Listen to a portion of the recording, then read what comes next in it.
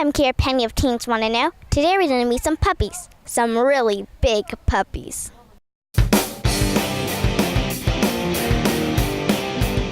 Mankind has long had a connection with dogs and their ancestor, the wolf. Sometimes these animals are bred together, resulting in hybrids known as wolf dogs. While manageable as pups, many owners realize they have bitten off more than they can chew once these animals grow up, leading to their abandonment and usually death. The Wolf Connection is a wolf dog rescue organization outside of Los Angeles, which saves and rehabilitates these animals. Not only that, but these powerful and loyal creatures are used in therapy to help those who may be suffering from addiction or emotional problems. We recently spent a day with some of them at a local park, and then were invited to the ranch to meet the rest of the pack. We can say that being around them is truly a spiritual experience. Make sure to watch till the very end to see exactly what we mean.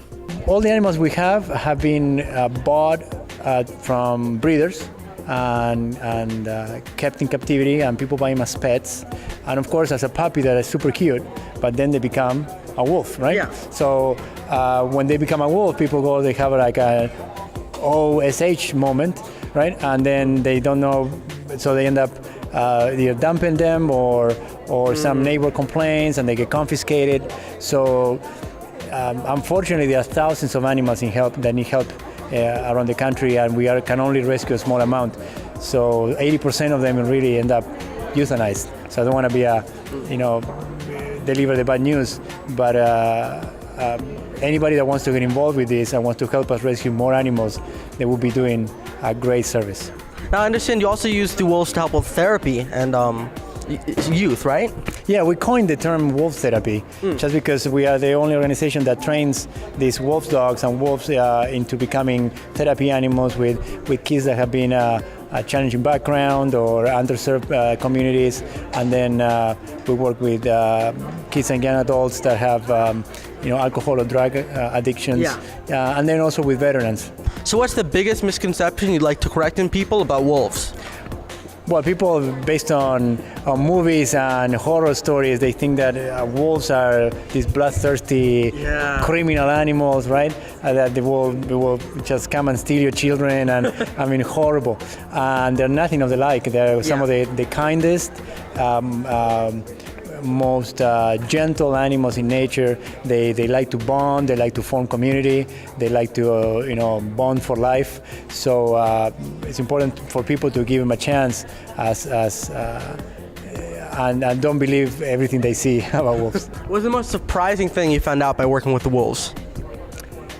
The most surprising thing I found out is that how much they have to teach us, how evolved they are, how deep they are, how good they are at communicating what they need, and how good they are at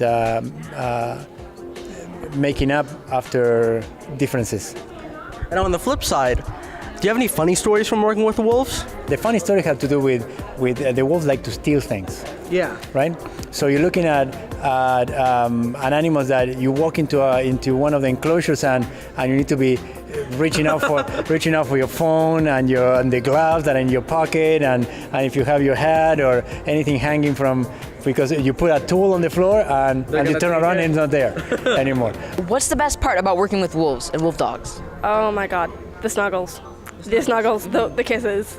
The best part for me is I respect that wildness in them. Having a wolf dog of my own, they are certainly not like any other dog. There's almost a spiritual connection for me because I've loved wolves ever since I was a little girl. Hi, I'm Emily Cortez, and I'm 9 years old. And what's the coolest part about being surrounded by wolves? They're just really cute, and I like them because not a lot of people get to be and pet wolves. What's different about Wolf Connection and what's really gotten me involved in this is the only wolf therapy program that we know of in America. They're very social creatures, they're very loving creatures, they're also very smart. They're probably the smartest animal. Their brain is 30% larger than the brain of a normal canine dog. So they're incredibly smart. They can do things, and that's why we think using them as program animals in wolf therapy is going to be just a remarkable change in how we deal with the most challenged populations. A lot of people go, my wolf dog's 99% wolf. There's no DNA test that really is accurate enough to tell you that. So the way that we look at them is low content, mid content, high content. Low content is mostly dog, mid content is half and half, high content is mostly wolf. And the behaviors, usually the high contents are more wolfy behaving, but you can get low contents that behave more like wolves and look like dogs. It's kind of a mixed up thing, but mostly we have mid to high content. So if you look at this guy, he's got his tail up in the air, he's very friendly, he's going to come over to the cage, and he's probably going to try and pee on me and all kinds of stuff, because that's what he does. But he's very doggy. His behavior is doggy, his demeanor is doggy. He does have wolf in him, but he's mixed with Akita and he's mostly dog. He was still not the best pet in the world. I mean, he would kill the next door neighbor's chickens, he would escape all the time, he would howl, the neighbors didn't like him. So, of course, they have to get rid of him and he ends up with us. Willow over here, super high content. I mean, she's circling, she's nervous, she looks like a wolf, she acts like a wolf, and she behaves like a wolf. She's still a wolf dog, but she's mostly wolf. And that's your normal wolfy behavior. She's a very healing animal though. The funny thing is she's very skittish when she's in here, and then when we take her to like a rehab as a therapy animal, she knows exactly the person that needs the help. And she just goes running over there and sits in their lap. I mean, it's amazing. Shade came to us. He was kept in a dorm by a boy in college, which, as you can imagine, didn't work out too well. They got him kicked out. He was a buddy. They sent him to his parents. His parents didn't know what to do with him, so they gave him to some wolf dog owning friends of ours. He's learned a lot about trust over the last year. You couldn't stand around with this equipment a year ago, or even 6 months ago. He would just go crazy. And now he knows he's safe and he's loved here, and he's alive. As you can see, he's very, very calm and very sweet. This is Ozzy. Ozzy's got allergies. As you can see, he's allergic to pretty much everything on the planet. And he's itching right now. We've got him on a special new medication that takes about 2 months to work, unfortunately, which is why he's itching right now. But his treatment has been quite expensive, but it's starting to work. He used to have patches all over him where skin was missing and it was falling off, and we're trying to figure out what was going on, and we finally got this allergy test, and he's allergic to, oh my goodness, what is that? He's allergic to tobacco, ash, chicken, all kinds of plants. It's just all kinds of stuff. We work with the rehab up in Malibu, and we went to the rehab one day, and there was a lady who had agoraphobia. She didn't go out the house, she didn't stand on crack, she didn't like dirt, and the therapist had been working with her for a while and could not get her out of the room. And we went up there to do a therapy service with the animals, and we had about 5 or 6 animals. Willow was one of them. And Ayasha was also another one you met at the park today, the little one. We took Ayasha into the room, and the lady pet her, and she said, "You know what? I'm going to come out the house." And the therapist is like, "She's not going to leave the room. You know, she's just not going to do it." And she walked out, and she carefully, didn't stand on the cracks, and she walked and she stood and she watched the presentation, and then she said, "I think I'm going to go on the hike." And the therapist is like, "There's no way this woman's going up a hill. She hasn't been out the room, you know." So finally she said, okay. So she went on the hike, and we walked, and she walked to the top of the mountain with us. And when we got to the top, Teo asked them to spend a little time with the one that they bonded with the most on the walk. And Miko happened to be the one that she bonded with. And so she bent down to take a picture of Miko, and right when she was taking the picture, Miko just came over to her and rolled all 100 pounds of her into her lap, like literally like a puppy. And the lady fell over, and she's rolling in the mud and the dust and the dirt, and she's being slobbered on, and she's laughing, and she's just on top of a mountain. All of a sudden, from not coming out of her room, she's now on top of a mountain rolling around with a 100-pound wolf.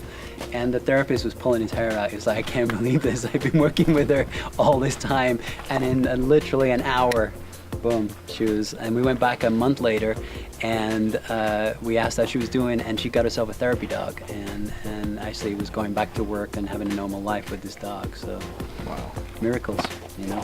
This is Chance and Coda. Chance and Coda were rescued from Alaska.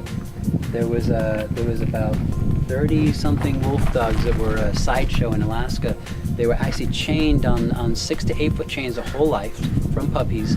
And there was an 86-year-old man that ran this place, and people would buy cookies, drive through and throw cookies to the animals and feed them. Anyway, the state decided to close them down, and they were going to kill them all. And our sister rescue, Lark, which is up in Lockwood Valley, raised the money through Bob Barker, rented a plane, got vets. The chains had actually been embedded into their skin because their skin had split and become part of their skin. And so they had vets that removed the chains, and they rescued all of them and brought them all back and nurtured them and brought them back to health. This is the best kisser in the world. He's a real Casanova. You can actually put your hands in here if you want. He's very, very friendly. This is Rocky. Rocky is one of our major program animals. The only problem is he has elbow dysplasia, which is not technically curable, but it's manageable. So what's the biggest misconception people have about wolves?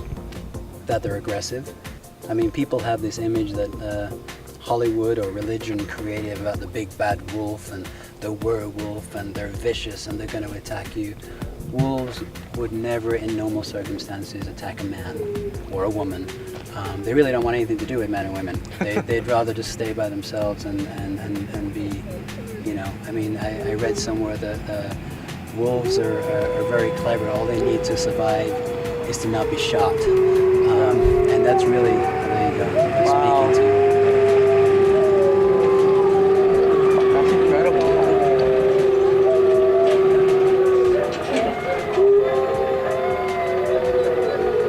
I'm standing in the middle of the desert right now with 25 wolves howling. Wow. Michael, hang on a second.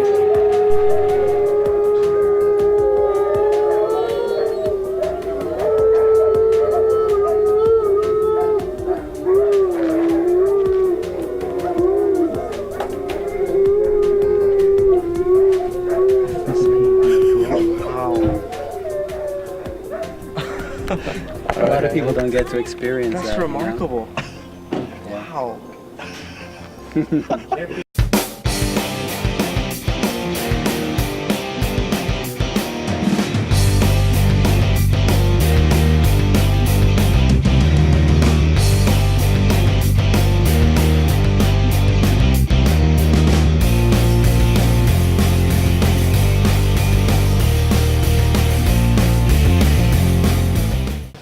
If you guys didn't make these what you might think are small donations, we would not have been able to attempt to save them.